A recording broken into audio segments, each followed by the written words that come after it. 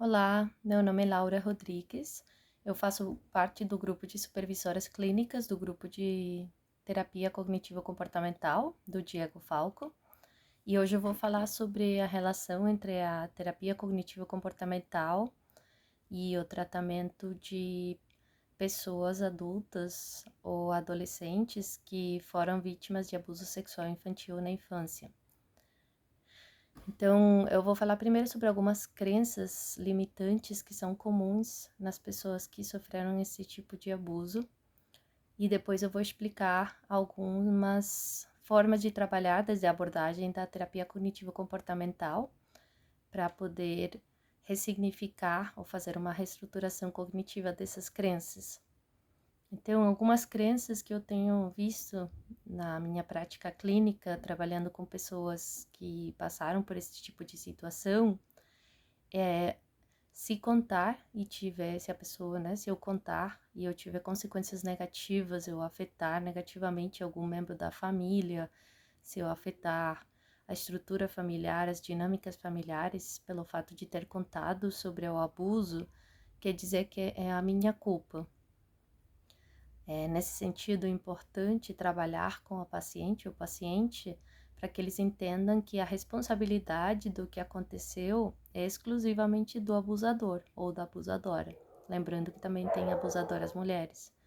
Então, para que a pessoa entenda que se ela contar, é comum, é provável que existam alterações nas dinâmicas familiares, em muitos casos de fato existem.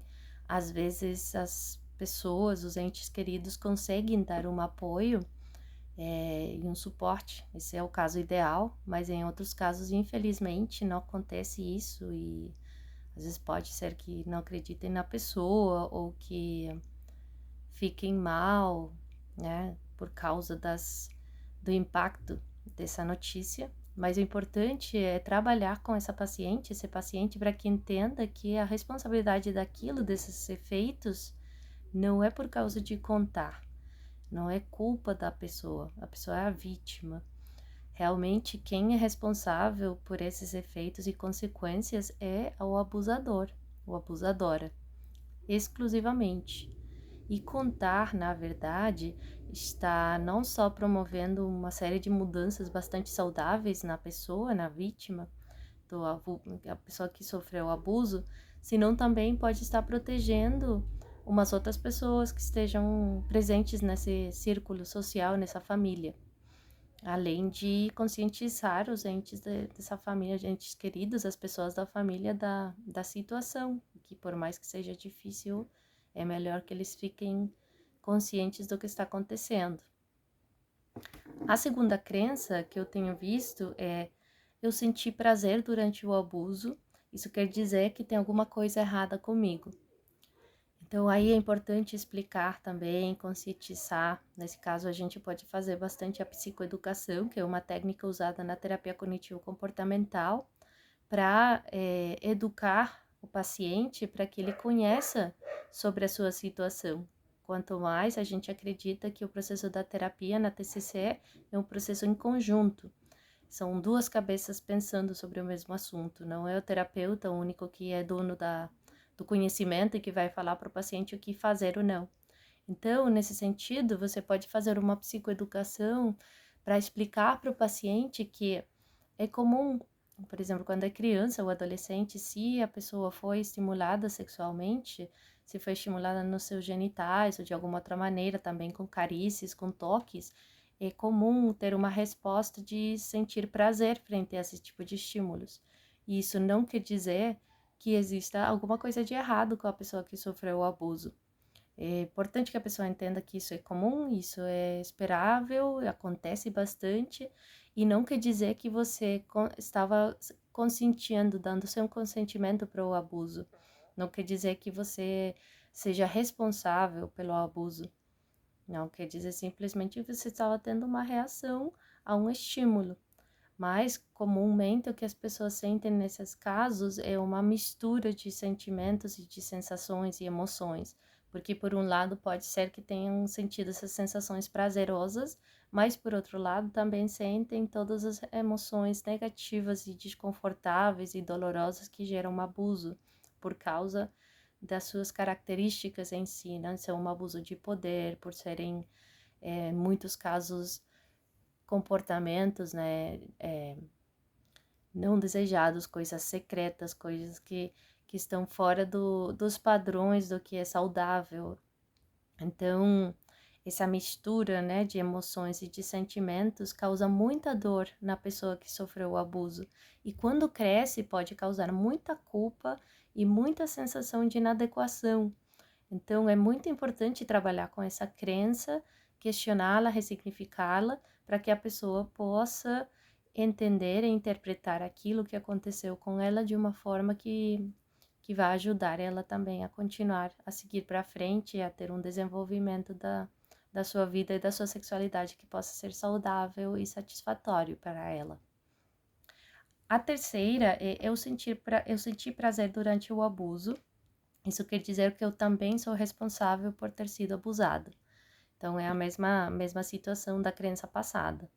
O único responsável, a única responsável é quem fez, quem cometeu o abuso, não quem sofreu o abuso, independentemente do que sentiu.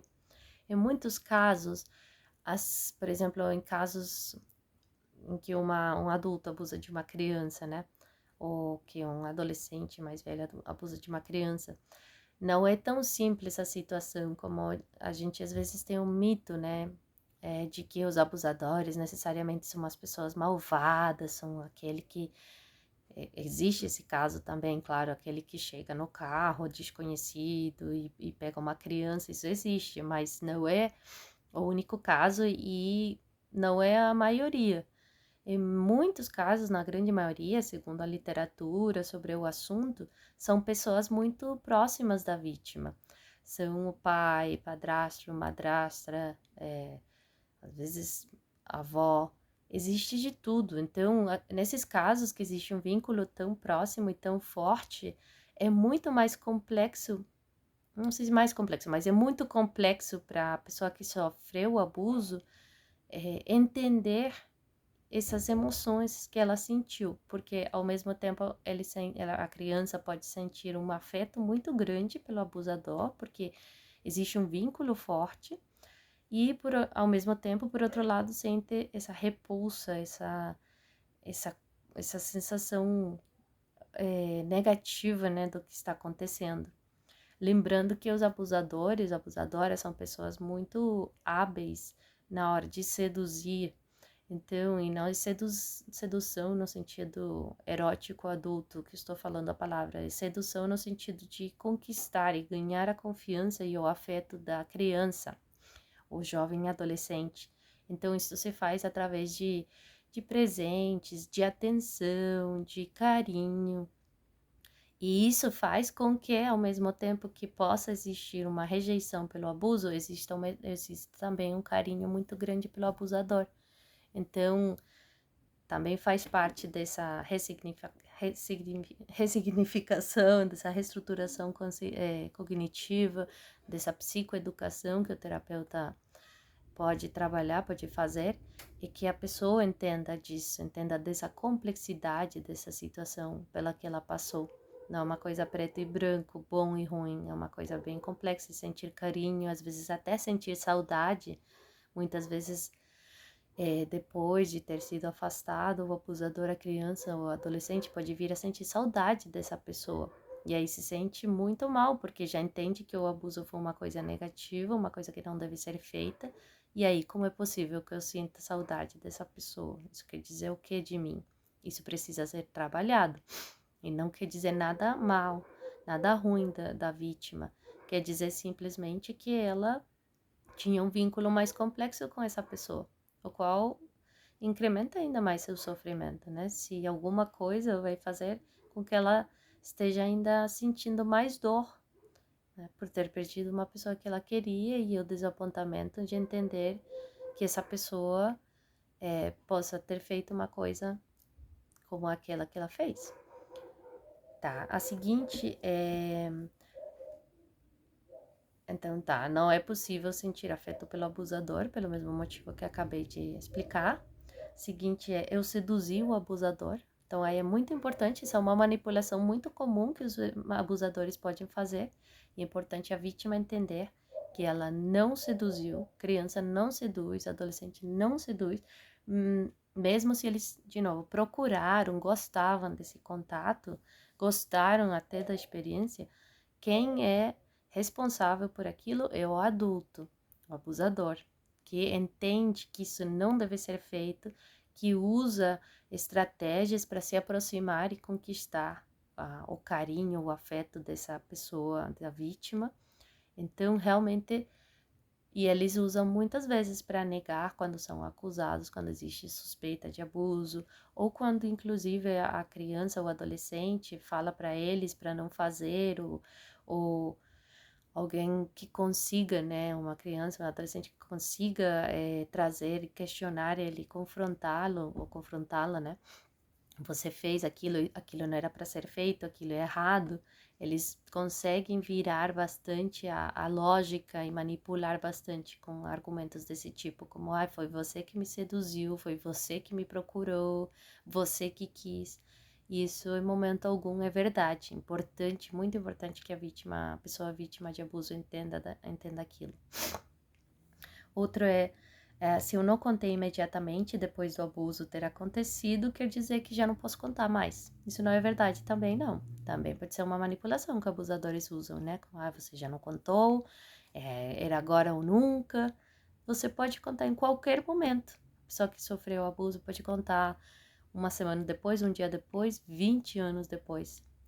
Existem casos, então, eu que trabalho com pessoas adultas, né, que sofreram esse tipo de abuso na infância, eu vejo muitos casos em que essa pessoa não conta e ela o abusador faz parte do círculo social mais próximo dessa pessoa e a pessoa é obrigada de alguma maneira, por essas crenças, a manter contato com o abusador, coisa que gera muita dor, muito sofrimento.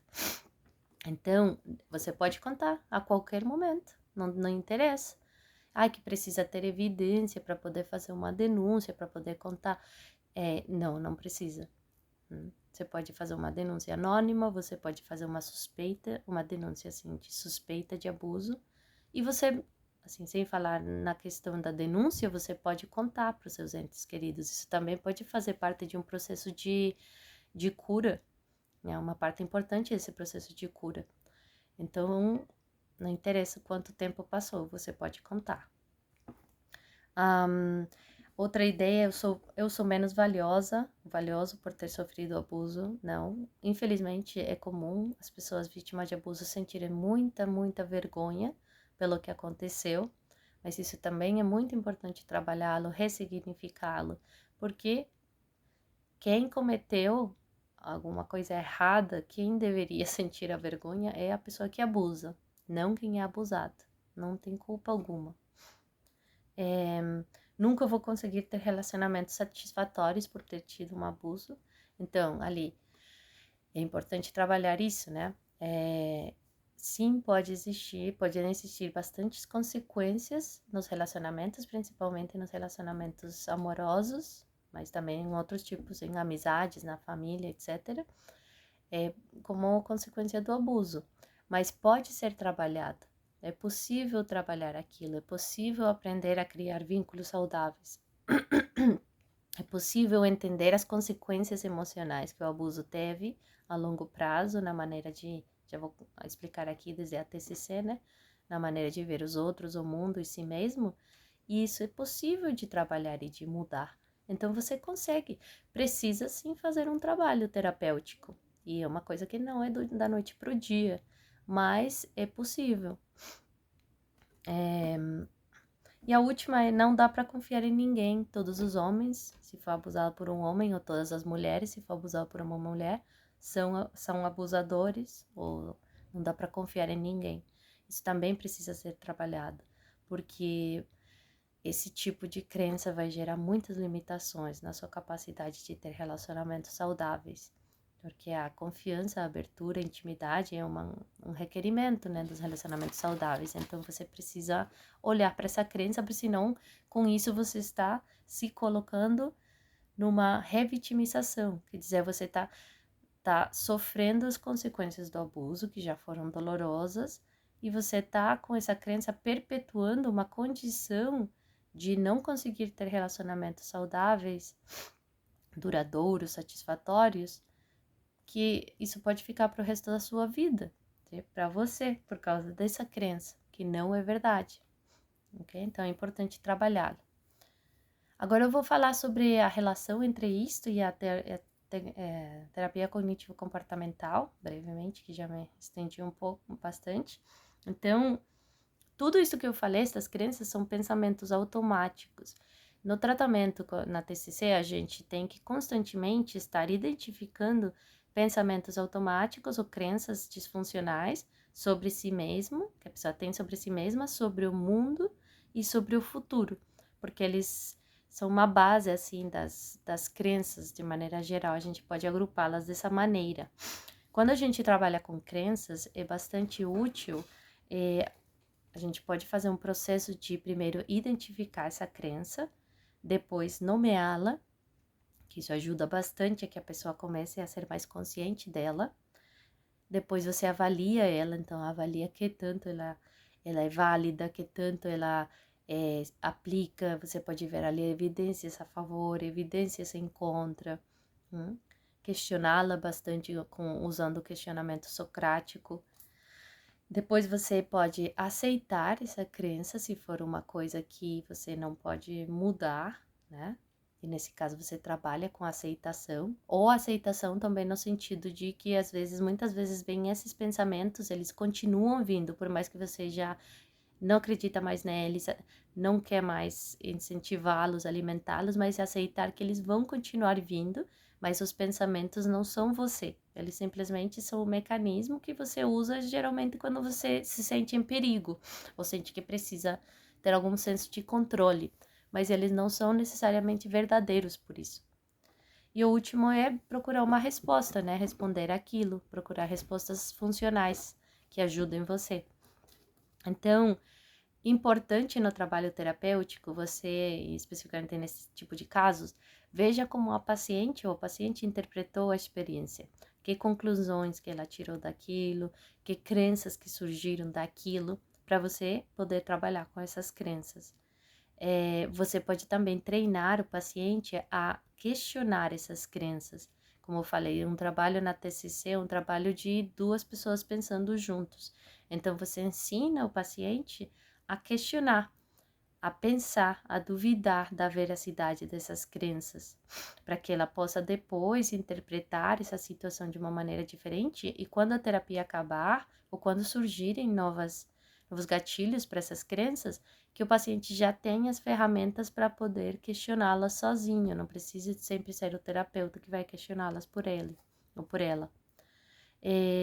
Outra coisa importante neste trabalho é treinar bastante em mindfulness, na capacidade de estar presente no momento.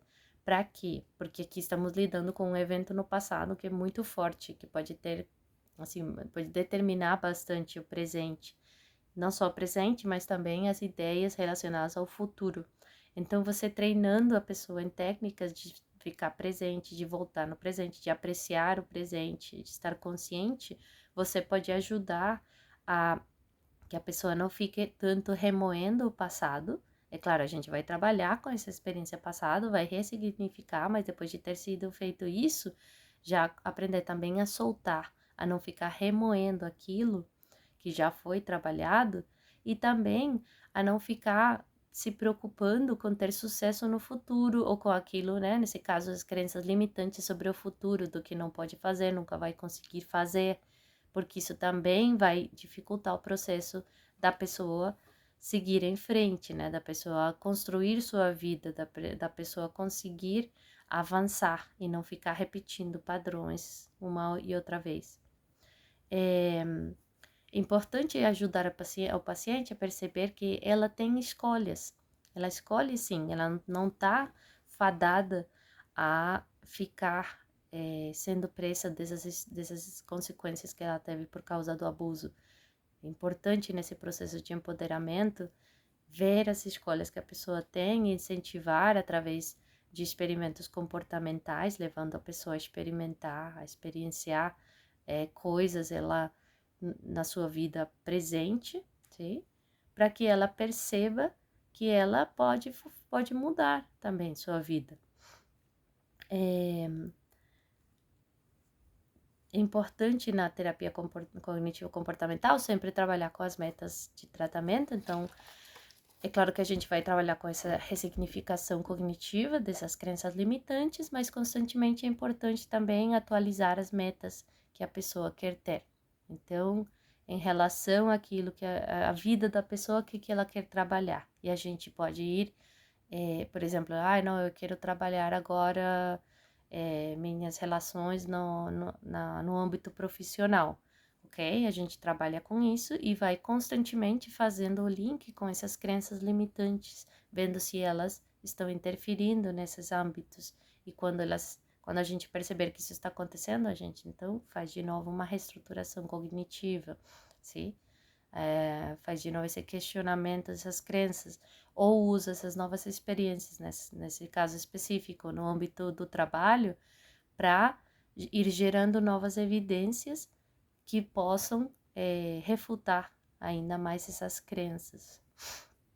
Também, quando falamos de crenças, seria interessante identificar que tipo de crenças são. Na TCC a gente fala sobre 3 tipos específicos, que seriam a crença de desamparo, onde a pessoa acha que ela é incapaz, que ela não consegue fazer as coisas. Isto é muito comum, porque quem sofreu um abuso, quem foi vítima, é comum ela se sentir impotente. Ela viveu uma situação por causa dessa diferença de poder, né, que existe nesse abuso, em que a pessoa ela era impotente quando era criança, ela não conseguia de fato, e assim, ser abusado deixa a pessoa muito fragilizada nessa sensação de potência. Então, é muito importante trabalhar essas crenças relacionadas com desamparo para que a pessoa precisamente consiga de novo ter essa sensação de poder, de conseguir mudar sua vida, de ter potência, de que ela não é mais aquela criança que não conseguia, por causa de ser criança, não conseguia mudar a situação. Ela agora é adulta, ela pode sim fazer diferente. A segunda é de desamor, que a pessoa acha que ela não merece amor, que ela é incapaz de intimidade. Então, isso é muito comum na questão dos relacionamentos com essas pessoas que sofreram um abuso na infância. Então, por exemplo, isso de, eu fiz uma coisa errada, eu já fiquei manchada por vida, fiquei estragada de por vida. Ressignificar essas crenças que vão impedir essa pessoa de sentir que ela merece amor. E a terceira é de desvalor, que a pessoa se sente moralmente má. Então, ali você pode trabalhar essas crenças, né, de que, eu fiz uma coisa errada, eu que chamei aquilo, eu senti prazer, então eu procurei, eu busquei. Não, você não foi responsável, você não fez, não, você não é moralmente má. E aí procurar evidências em contra daquilo. Então, também, assim, a partir dessas crenças, o que a gente faz na reestruturação cognitiva, que a gente vai identificar que emoções são geradas por essas crenças e, consequentemente, quais são os comportamentos de segurança que a gente chama, que são os comportamentos que a pessoa adota para poder parar de sentir essas emoções desconfortáveis. Mas geralmente esses comportamentos também são disfuncionais e não só geram mais sofrimento, senão que eles acabam contribuindo para reforçar esse ciclo, né? E reforçando as crenças. Então, a gente vai treinar também o paciente para procurar comportamentos alternativos que sejam funcionais, sim? Então, esta é uma das possíveis maneiras de trabalhar com pessoas adultas que foram vítimas de abuso sexual na infância. Tem algumas estratégias aqui da terapia cognitivo-comportamental. É claro que tem muitas mais formas de fazer, muitas mais técnicas que poderíamos usar, mas é uma aproximação a este assunto tão complexo desde esta abordagem que é tão rica e tão eficiente, trazendo resultados para as pessoas no presente. Espero que possa ter sido útil. Qualquer dúvida podem entrar em contato, tanto comigo quanto com o Diego Falco e com qualquer outra pessoa do grupo de supervisores clínicos do curso do Diego.